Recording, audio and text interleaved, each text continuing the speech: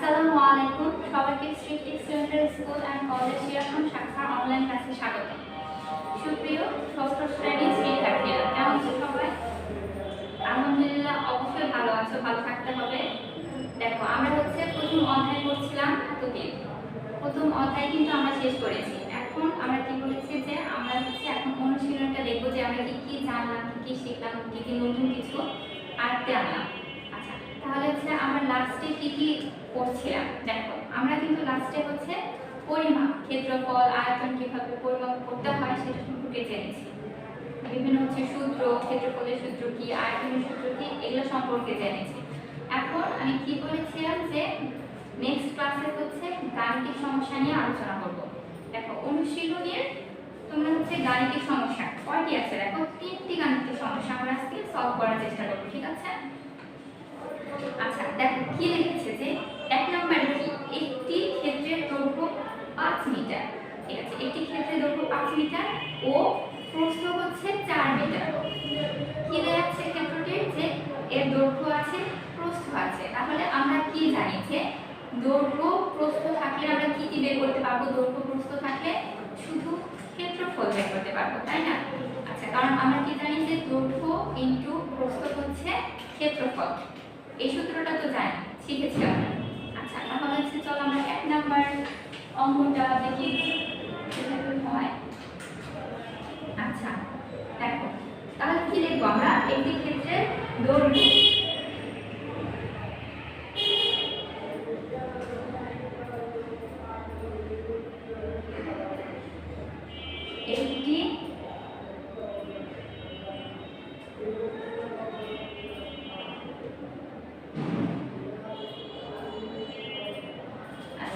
একটি ক্ষেত্রে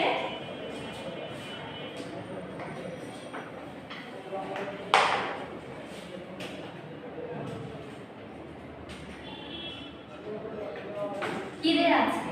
একটি ক্ষেত্রে দৈর্ঘ্য দেয়া আছে, তাই না? তাহলে আমরা এটা লিখে ফেলি যে একটি ক্ষেত্রের দৈর্ঘ্য কত? একটি ক্ষেত্রের দৈর্ঘ্য 5 মিটার। 5 মিটার। আমরা কি জানি? আমরা জানি দৈর্ঘ্যের পরিমাপের একক কি? একক মিটার, তাই না?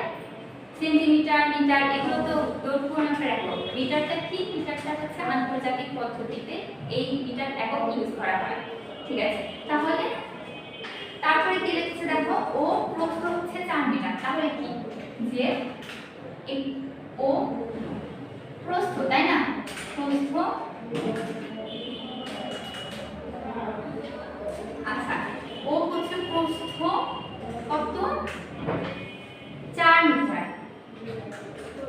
4 মিটার।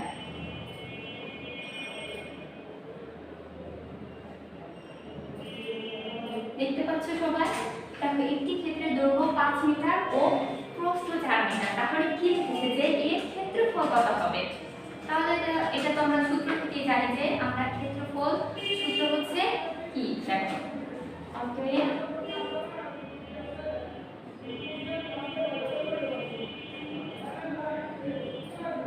ক্ষেত্রফল কি জানি আমরা?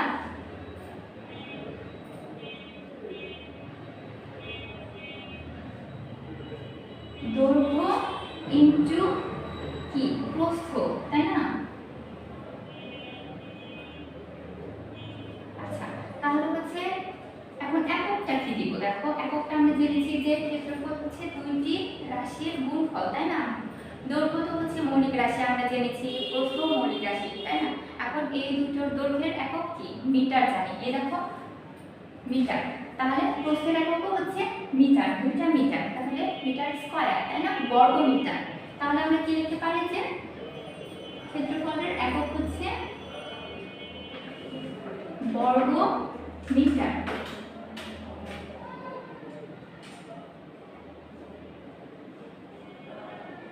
আচ্ছা, তাহলে আমরা সূত্রটা লিখে ফেললাম। এখন কি করব? আমরা মানটা বসাই যে অঙ্কে কি ছিল যে দৈর্ঘ্য কত?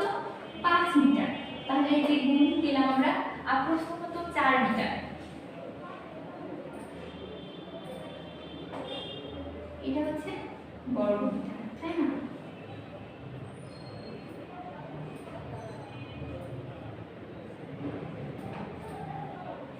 আচ্ছা, তাহলে কি হয়, দৈর্ঘ্য 5 মিটার, প্রস্থ 5 মিটার, তাহলে হচ্ছে এই দুটার গুণফল কি হবে?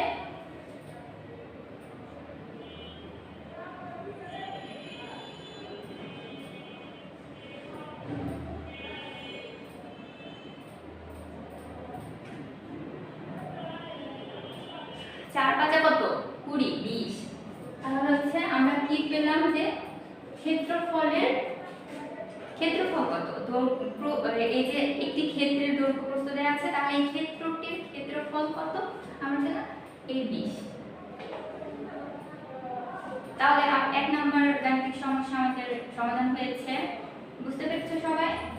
আচ্ছা, তাহলে হচ্ছে দেখো আমরা এখন 2 নম্বরটা দেখি, তাহলে কি লিখেছে, একটি কক্ষের ক্ষেত্রফল 20 বর্গমিটার।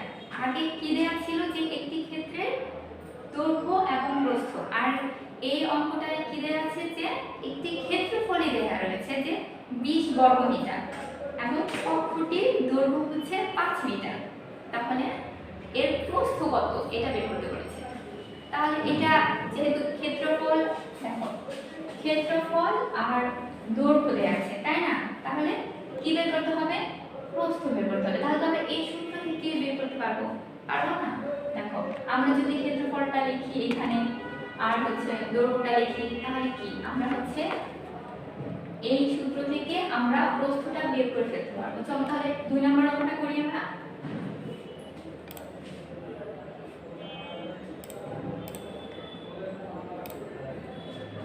দেখো একটি কক্ষের ক্ষেত্রফল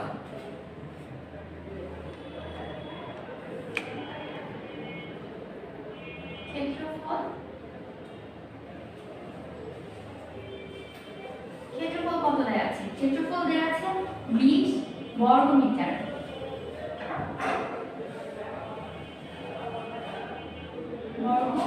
তাই না?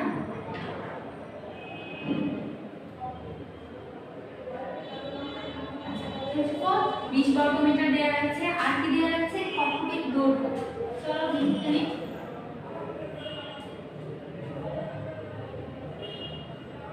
দৈর্ঘ্য কত দেয়া আছে? দেখো 5 মিটার। 5, এটা কিন্তু বর্গমিটার হবে না, তাই না? এটা তো হচ্ছে মৌলিক রাশি, আর উপরেরটা ক্ষেত্রফল হচ্ছে যৌগিক রাশি। আর যৌগিক রাশি কিভাবে হয়? 2টা বা 3টা তত্ত্ব যদি মৌলিক রাশির এক হয়, তাই না? যোগ হয়, যুক্ত হয়ে হচ্ছে যৌগিক রাশিটা পাওয়া যায়। তাহলে হচ্ছে এই ক্ষেত্রফলের দৈর্ঘ্য প্রস্থর গুণফল, তাহলে বর্গমিটার হয়েছে। তাহলে দৈর্ঘ্য হচ্ছে মিটার। এখন কি বের করতে বলা হয়েছে? প্রস্থ কত। তাহলে কি লিখব আমরা? তাহলে প্রস্থ, দেখো প্রস্থ কত? এটা হচ্ছে 1। আমরা কি বের করব? এটাই বের করতে হবে। তাহলে আমরা সূত্রটা লিখি। তাহলে আমরা সূত্র কি জানি? ক্ষেত্রফলের সূত্র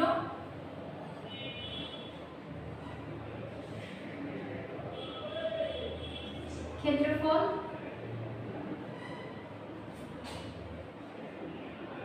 ইকুয়াল টু কি? দেখো এখানেও তো লিখেছি, তাই না? একই সূত্র ইউজ হবে, দৈর্ঘ্য গুণ প্রস্থ।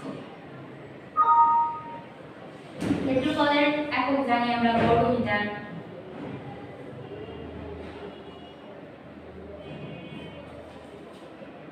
ঠিক আছে, তাই না? এখন হচ্ছে আমরা কি করব? যে ক্ষেত্রফল দেয়া আছে, তাহলে আমরা ক্ষেত্রফলটা বসিয়ে ফেলি 20।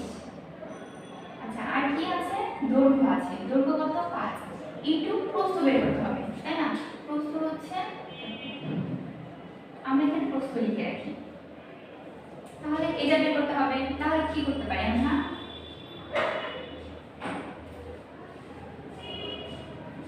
তাহলে হচ্ছে আমরা যদি এই 5টাকে এই দিকে আনি, তাহলে কি হবে? আমরা জানি যে গুণ আছে এই সাইডে, ভাগ হয়ে যাবে, তাই না? কি হয়? প্রস্থটা এখন আমরা বের করতে পারবো সহজে। তাহলে কি হয় যে অতএব প্রস্থ হচ্ছে কত?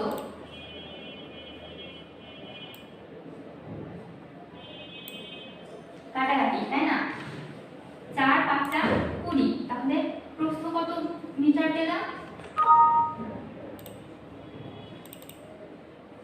প্রস্থ আমরা পেয়ে গেছি 4 মিটার।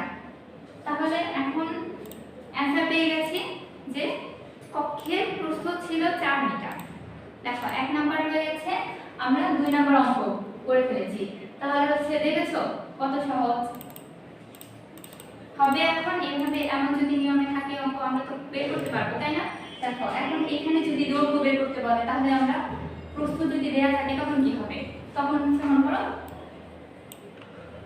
দৈর্ঘ্য দেয়া থাকবে, আমাদের দৈর্ঘ্য বের করতে হবে। এটা তো হচ্ছে দৈর্ঘ্য দেয়া আছে, প্রস্থ বের করেছি। এখন যদি বলে যে ক্ষেত্রফল এবং কি প্রস্থ দেয়া রয়েছে, প্রস্থ ধরো 4 যা আমরা পেয়েছি, তাই না? আর দৈর্ঘ্য বের করতে হবে, তাহলে দৈর্ঘ্যটা কত? দৈর্ঘ্যটা তো বের করতে পারবো। আমরা কিন্তু দৈর্ঘ্য হচ্ছে করতে পারি, ধরে নিতে পারি, তাই না? দৈর্ঘ্য ধরো হচ্ছে আমরা দৈর্ঘ্য হচ্ছে ধরে, প্রস্থ হচ্ছে a, এভাবে ধরতে পারি। আচ্ছা আমরা ওটা সামনে শিখবো। প্রথমে হচ্ছে তোমরা এইভাবে করতে পারো যে যেটা বের করবো সেটা লিখে আমরা হচ্ছে ক্যালকুলেশন করে প্রস্থটা বা দৈর্ঘ্য বের করতে পারি। হবে এখন যে কোন কক্ষের বা ক্ষেত্রের ক্ষেত্রফল দৈর্ঘ্য দেওয়া থাকলো বা দৈর্ঘ্য প্রস্থ দেওয়া থাকলো বা ক্ষেত্রফল প্রস্থ দেওয়া থাকলো, তাহলে যেটা দেয়া নেই সেটা আমরা বের করতে পারবো ইজিলি, তাই না? আচ্ছা তাহলে হচ্ছে চলো আমরা 3 নম্বরে কি আছে সেটা আচ্ছা সেটা দেখি। আমাদের আজকে হচ্ছে 3 নম্বর গাণিতিক সমস্যাটা এখন আমরা করব।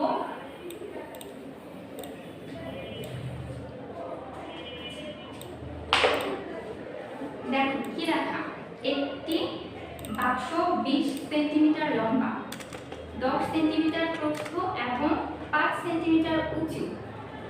বলতো কয়টি রাশি দেওয়া রয়েছে? যে আমরা যা কিছু পরিমাপ করি সেটাই তো রাশি, তাই না? এখানে কি কি? যে একটি বক্সের লম্বা, লম্বা কতটুকু,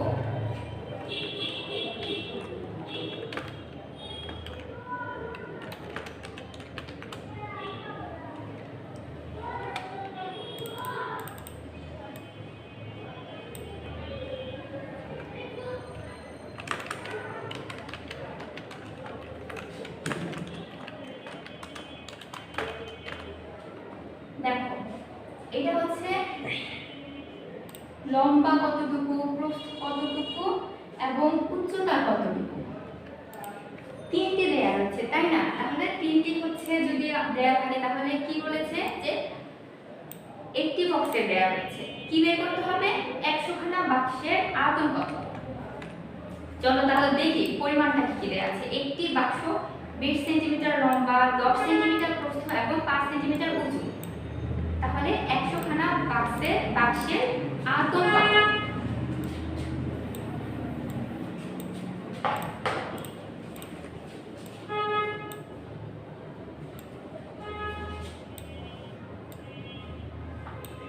দেখো লম্বা, লম্বা আমরা কি বলতে পারি? লম্বা কত দেয়া আছে? লম্বা মানে দৈর্ঘ্য দেয়া আছে, এটা ধরতে পারি, কারণ এখানে প্রস্থ দেয়া আছে। লম্বায় হচ্ছে এটা দৈর্ঘ্য, দৈর্ঘ্য আচ্ছা আমরা লম্বা লিখি যে একটি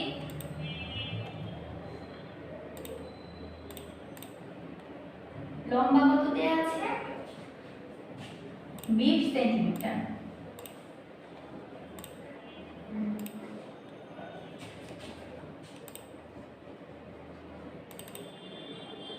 ঠিক আছে, আর কি দেয়া আছে যে প্রস্থ হচ্ছে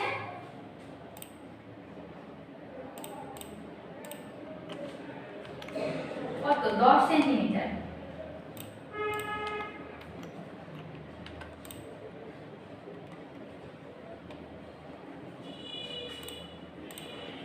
আচ্ছা তাহলে হচ্ছে একটি বাক্সের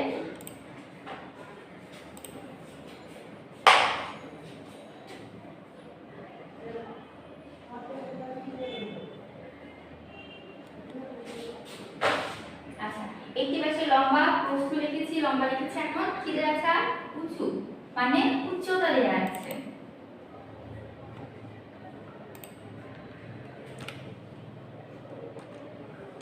কত দেয়া আছে? 5 সেন্টিমিটার।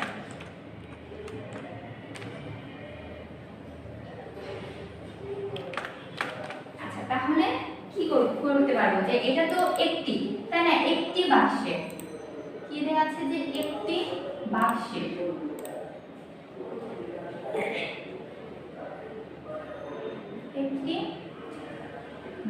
একটি বাক্সের লম্বা প্রস্থ এবং উচ্চতা দেওয়া আছে, তাহলে আমরা একটি বাক্সের আয়তনটা বের করতে পারবো, তাই না? আচ্ছা, তাহলে হচ্ছে আয়তন কত হয়, তাহলে একটি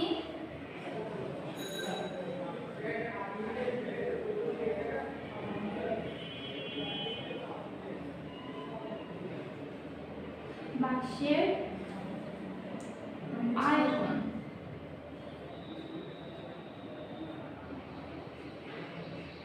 আমরা কি জানি যে দৈর্ঘ্য, প্রস্থ এবং উচ্চতার গুণফল। দেখো তিনটাই দেওয়া রয়েছে, লম্বা বা দৈর্ঘ্য দেওয়া আছে, প্রস্থ দেওয়া আছে, উচ্চতা দেওয়া আছে। তাহলে আমরা তো এখানে মান বের করে মানটা বের করে ফেলতে পারি, পরিমাণটা লিখে, তাই না? তাহলে দৈর্ঘ্য ইনটু প্রস্থ ইনটু উচ্চতা কি হয়?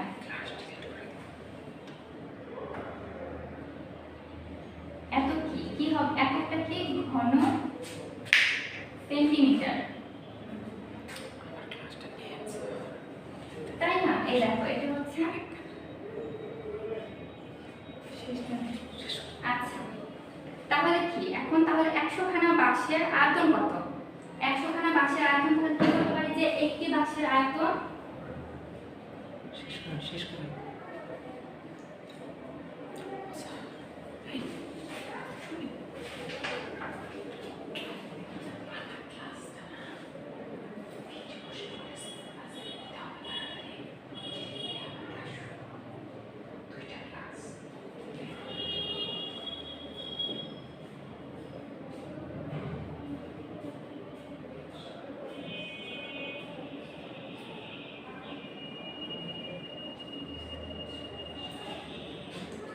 তাহলে কি লিখেছে যে একটি বাক্সের আয়তন হচ্ছে 1000 ঘন সেন্টিমিটার। তাহলে কি করতে পারি যে আমরা 100টি বাক্সে, তাই না? 100টি বাক্সের আয়তন আমরা বের করতে পারি না? একটি বাক্সে যদি দিতে হয় তাহলে এটা বের করতে পারি।